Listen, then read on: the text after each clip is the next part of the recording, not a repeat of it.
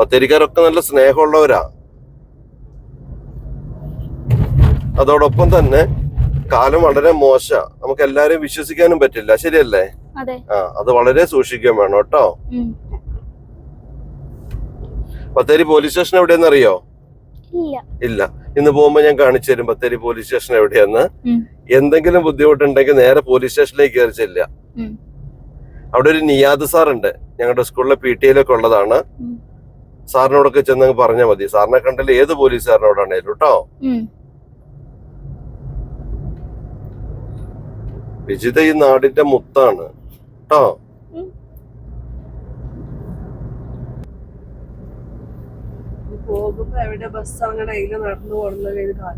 ഒക്കെ കാണിച്ചു തരും.